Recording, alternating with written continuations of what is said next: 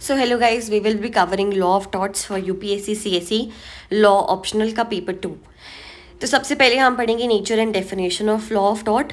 तो law of tort India में codified नहीं है। Rajkot municipal corporation versus Manjulben Jayantilal वाले केस में कोर्ट ने कहा था कि जहाँ पे स्टैट्यूटरी लॉ हमारा एब्सेंस होगा, जहाँ पे नहीं होगा, वहाँ पर हम टॉर्शियस लाइबिलिटी की बात कर सकते हैं, लेकिन ये इंग्लैंड की तरह इंडिया में अप्लाई नहीं होगा। ये इंडियन कंडीशंस और एप्लीकेशंस की सूटेबिलिटी के अकॉर्डिंग ये यहाँ पे अप्लाई होगा, क्योंकि इंग्लैंड की तरह इंडिया में लोगों में राइट्स की अवेयरनेस कम है, कॉन्शियसनेस की अवेयरनेस कम है और टॉलरेशन बहुत ज़्यादा है। तो हमें ना टॉर्ट लॉ का ज़्यादा वो यूज़ लगता नहीं है इंडिया के अकॉर्डिंग, इसलिए इंडिया में टॉर्ट लॉ इतना एक्टिव नहीं है। अगर हम बात करें तो इंग्लिश लॉ में कौन से एक्शंस थे जहाँ पे टॉर्ट लॉ अप्लाई होता है, तो रियल एक्शंस, यानी कि ऐसे जहाँ पे रियल प्रॉपर्टी इन्वॉल्व हो, जैसे कि मेरी प्रॉपर्टी है। तो आजकल इंडिया में मॉडर्न प्रॉपर्टी लॉ बन गए हैं, तो रियल एक्शंस में इंग्लैंड में टॉर्ट लॉ अप्लाई होता है। पर्सनल एक्शंस में जैसे अगर ब्रीच ऑफ कॉन्ट्रैक्ट हुआ है या डेफेमेटरी स्टेटमेंट हुई है, नेग्लिजेंस हुआ है, बैटरी हुआ है, तो उस केसेस में हमारे यहाँ पे हम आईपीसी लगा देते हैं, पर वहाँ पे टॉर्ट लॉ लगता है माइनर से चीज़ों में। मिक्स एक्शन जैसे ट्रेसपास हो गया, कुछ हो गया, तो उन केसेस में भी आप टॉर्ट लॉ जो है लगा सकते हो। अब पर्पस या फंक्शंस क्या है टॉर्ट लॉ की, तो ऑल्टरम नॉन लीडरे का जो मैक्सिम है वो कहता है कि आप to hurt nobody by words और बाई डीड, किसी को भी आप अपने कहे हुए तरीके या करे हुए काम से हर्ट नहीं करोगे। और जो टॉर्ट लॉ है वो आज की डेट में इसी पर्पस से वहाँ पे आज भी एग्जिस्ट करती है कि एक आदमी दूसरे आदमी की रिस्पेक्ट, प्रॉपर्टी, उनके पर्सन और मतलब उन पर्सन की और उनकी रेपुटेशन की इज्जत करे, जो भी उनसे रिलेटेड है उसकी इज्जत करे, उसको हार्म ना पहुँचाए। यहाँ पे एक बहुत फेमस केस है, केस का नाम है Rajkot municipal corporation versus Manjulben Jayantilal Nakum, 1997 का केस है। यहाँ पे जो डिसीज्ड हैं वो फुटपाथ पे वॉक कर रहे थे और अचानक से वहाँ पर पब्लिक रोड पे एक अचानक से पेड़ गिरता है। वेदर एकदम नॉर्मल था, कुछ ऐसे नहीं थी आंधी तूफान वाली कंडीशंस, पर म्यूनसिपल कॉरपोरेशन को यहाँ पे नेग्लिजेंट नहीं माना गया, क्योंकि उन्होंने सारी ड्यू डिलिजेंस वगैरह सारी चीज़ें उन्होंने फॉलो करी थी, कुछ ऐसा उनके पार्ट पे नेग्लिजेंस नहीं था, तो यहाँ पे टॉर्ट लॉ जो है अप्लाई नहीं हुआ था। तो अब आते हैं हम रेमेडीज़ क्या क्या अवेलेबल है हमारे पास टॉर्ट लॉ में। तो हम रेमेडीज़ को दो पार्ट्स में डिवाइड कर सकते हैं, judicial remedies and extra judicial remedies. Judicial remedies वो होंगी जो कोर्ट देगा और एक्स्ट्रा जुडिशियल वो होंगी जो आप खुद से कर सकते हो। तो जुडिशियल रेमेडीज़ की अगर हम बात करें तो सबसे पहले डैमेजेस जहाँ पे हुए हैं, तो कॉम्पेंसेटरी डैमेजेस, जहाँ पर विक्टिम को उसकी ओरिजिनल पोजीशन में रिस्टोर किया जाएगा, वहाँ पे कॉम्पेंसेटरी डैमेजेस होते हैं। नॉमिनल डैमेजेस, जहाँ पर लीगल राइट वायलेट हुआ था पर कोई सब्सटैंशियल हार्म नहीं हुआ, वहाँ पे नॉमिनल डैमेजेस अवॉर्ड होते हैं। प्यूनिटिव डैमेजेस, जहाँ पे रॉन्ग डूअर को सज़ा मिलनी चाहिए, वहाँ पे प्यूनिटिव यानी कि पनिशमेंट देने वाले डैमेजेस होते हैं। एग्रेवेटेड डैमेजेस, जहाँ पे आपके साथ बहुत नुकसान हुआ, साथ में एक्स्ट्रा डिस्ट्रेस या एक्स्ट्रा बेइज्जती या ह्यूमिलिएशन हुई है, तो वहाँ पे एग्रेवेटेड डैमेजेस साथ में किसी डैमेज के दिया जाता है by court. Second is injunction, court एक ऑर्डर दे देगा, जैसे प्रोहिबिटरी इंजंक्शन दे देगा कि आप जो भी एक्ट कर रहे हो रुक जाओ, स्टॉप कर दो इस एक्ट को करने से। मैंडेटरी इंजंक्शन की नहीं, आपको ये एक्ट करना पड़ेगा, जैसे जनरली ये इंजंक्शंस कब दिए जाते हैं, जब पेरिशेबल नेचर के गुड्स हों। मान लो फल थे मेरे, वो रखे रहेंगे तो ख़राब हो जाएंगे, तो आपको ऑर्डर दिया जाएगा बेचो इन्हें, मैंडेटरी इंजंक्शन। इंटरिम इंजंक्शन की आप जो गलत कर रहे हो मेरे साथ वो अभी भी करे जा रहे हो तो रुक जाओ, वो होता है इंटरिम इंजंक्शन। और परमानेंट इंजंक्शन, जब पूरा केस खत्म हो जाता है तो पास होता है कि ये फाइनल ऑर्डर है इंजंक्शन, ठीक है। फिर आते हैं स्पेसिफिक रेस्टिट्यूशन ऑफ प्रॉपर्टी, यानी कि अगर कोई पर्सन जिसको रॉन्गफुली डिप्राइव किया गया था अपनी प्रॉपर्टी के लिए, तो कोर्ट ऑर्डर करेगा कि ये प्रॉपर्टी जाके उसे वापस करके आओ। मॉनेटरी कॉम्पनसेशन नहीं देगा, प्रॉपर्टी रिटर्न करने की बात कर देगा। और डिक्लेरेटरी रिलीफ वो होते हैं जहाँ पे आपको डिक्लेयर कराना होता है, जैसे ऑलरेडी एग्जिस्टिंग चीज़ है आपके पास, जैसे ईजमेंट्री राइट होता है कि मेरे घर तक जाने का रास्ता मेरे पास ऑलरेडी एग्जिस्ट करता है कागजों में, पर मैं कोर्ट में जाके एक डिक्लेरेटरी रिलीफ ले आऊँगी जहाँ वो बोलेंगे हाँ जी ये रास्ता ही है जो आपके घर तक को जाता है as per the legal documents, तो वो हो गया डिक्लेरेटरी रिलीफ। अब आते हैं हम एक्स्ट्रा जुडिशियल रेमेडीज़ में, जो आप खुद ले सकते हो, उसमें कोर्ट की ज़रूरत नहीं है। एक्सपल्जन ऑफ अ ट्रेसपासर घुसाया है उसे हटा दो रीजनेबल फोर्स यूज़ करके। री एंट्री ऑन लैंड, आपके लैंड पे किसी ने पोजेशन ले लिया है, रीजनेबल फोर्स यूज़ करके, एक्स्ट्रा फोर्स यूज़ नहीं करके आप वहाँ पे वापस से घुस जाओ, आप लॉफुल ओनर हो तो। रिकैप्चरिंग ऑफ गुड, अगर कोई आपका सामान लेके भाग गया है, चोरी हो गया है, कुछ हो गया है, तो आप उस गुड को रिकैप्चर कर सकते हो एज लॉन्ग एज कोई एक्सेसिव फोर्स अप्लाई नहीं हो रही है। और अबेटमेंट ऑफ न्यूसेंस, अगर कोई पर्सन अफेक्टेड है किसी न्यूसेंस से तो वो उसको हटा सकते हैं। जैसे कोई पेड़ है, उसकी टहनी मेरे घर तक आ रही है तो मैं उसे हटा सकती हूँ। सेल्फ डिफेंस ऑफ कोर्स मैं रीजनेबल फोर्स का यूज़ करके अपने आप को प्रोटेक्ट कर सकती हूँ।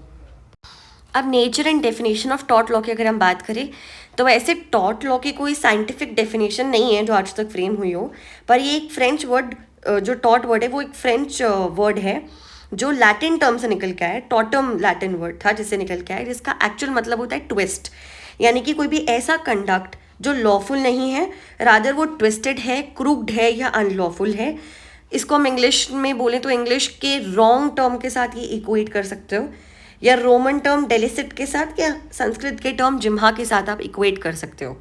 तो ये वो वर्ड है।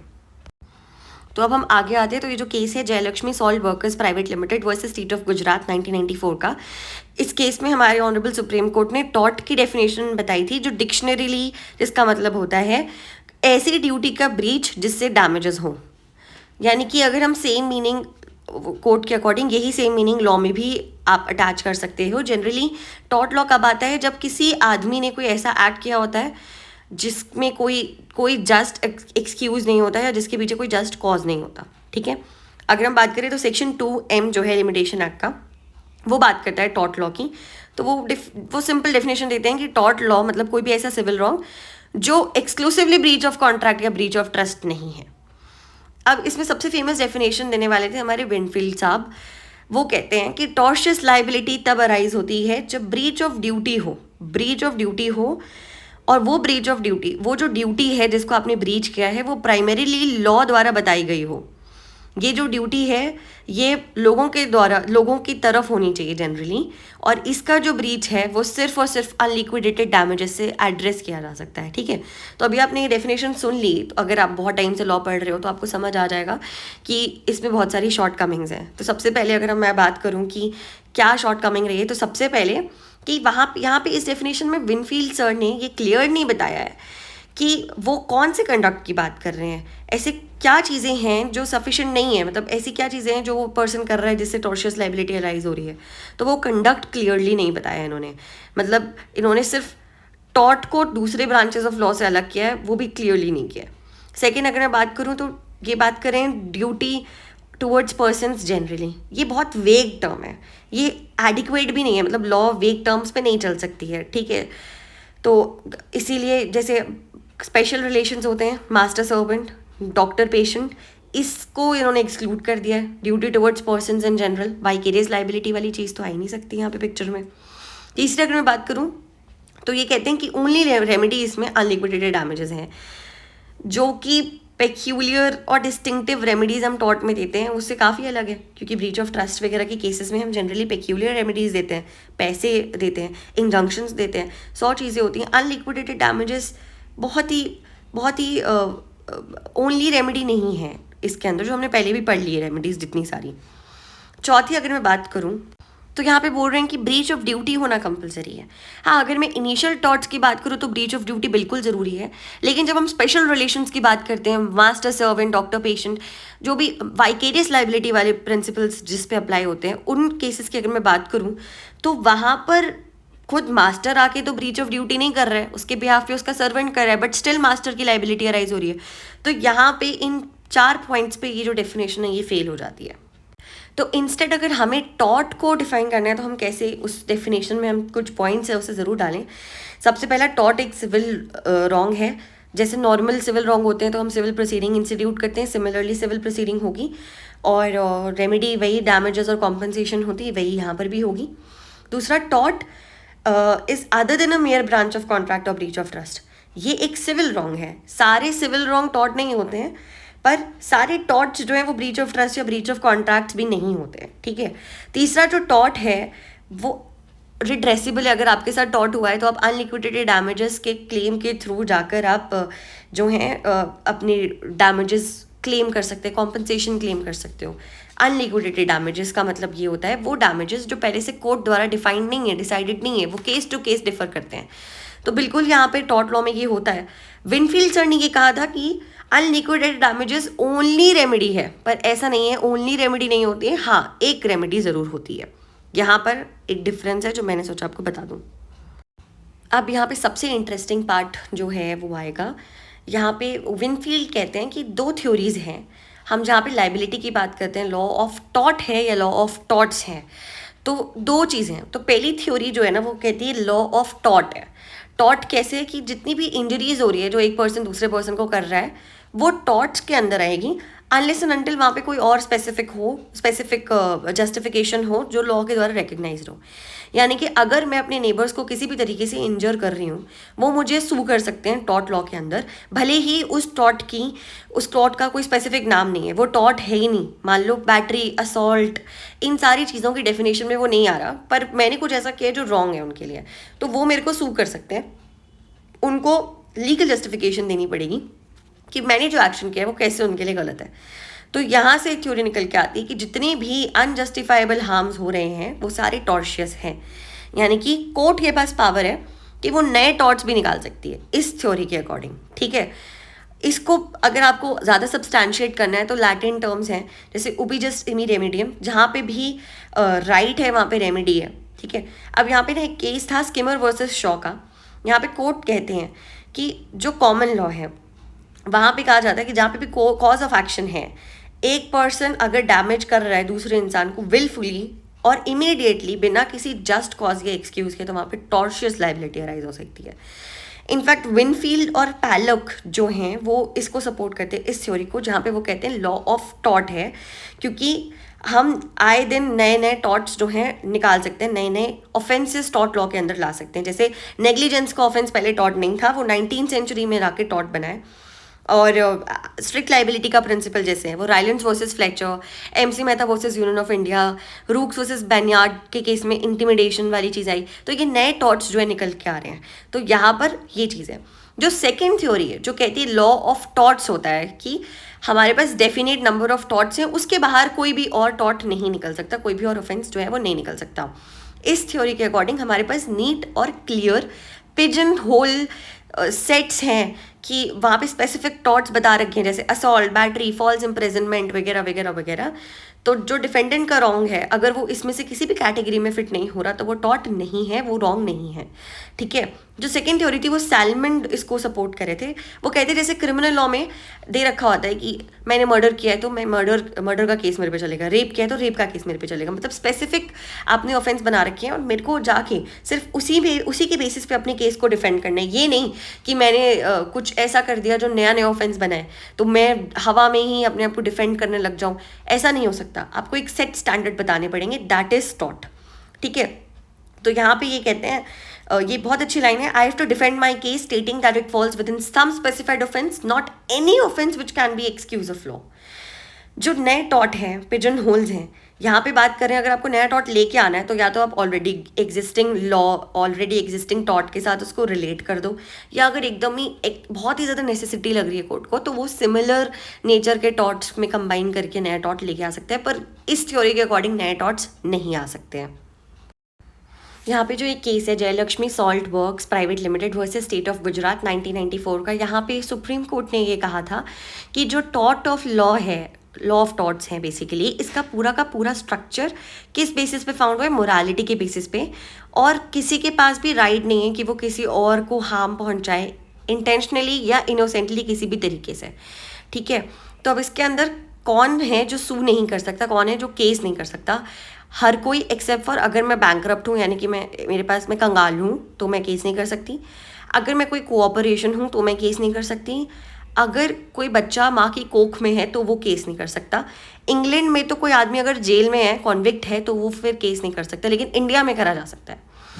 और किसके ऊपर आप केस नहीं कर सकते हो? सबके ऊपर कर सकते हो एक्सेप्ट फॉर सॉवरेन यानी कि प्रेसिडेंट, प्राइम मिनिस्टर, ऐसी पोस्ट पे बैठे लोग, अम्बेसडर्स जो अपने देश को छोड़ के कहीं और एज दूत गए हैं, दूतावास में जो रहते हैं वो, पब्लिक ऑफिशियल्स, ऑफकोर्स जो पब्लिक ऑफिशियल्स हैं पब्लिक कैपेसिटी में अगर वो काम कर रहे हैं तो, और कोई भी स्टेट।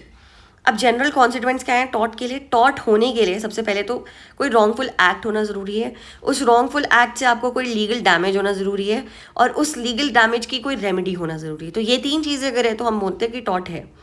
अब ना यहाँ पे टॉट लॉ में ना दो बहुत इंपॉर्टेंट प्रिंसिपल्स आते हैं, इंजूरिया साइने डेमनम एंड डेमनम साइने इंजूरिया। तो सबसे पहले हम इंजूरिया साइने डेमनम पढ़ेंगे। देखो, आपको इसको याद करने का तरीका अपने दिमाग में बनाना पड़ता है कि इसमें क्या होता है कि आपकी लीगल इंजरी है, पर कोई डैमेज नहीं है। तो इंजरी है सिने मतलब, लेकिन डैमेजेस डैमनम नहीं है। जैसे कि मतलब मेरे किसी राइट का वायलेशन हुआ है लेकिन मेरे को कोई ऐसे डैमेज नहीं हुआ। जैसे ट्रेसपास करके आप मेरे घर में घुस आए तो मेरा लीगल राइट वायलेट किया है आपने, लेकिन मुझे आज सच कोई डैमेज नहीं हुआ।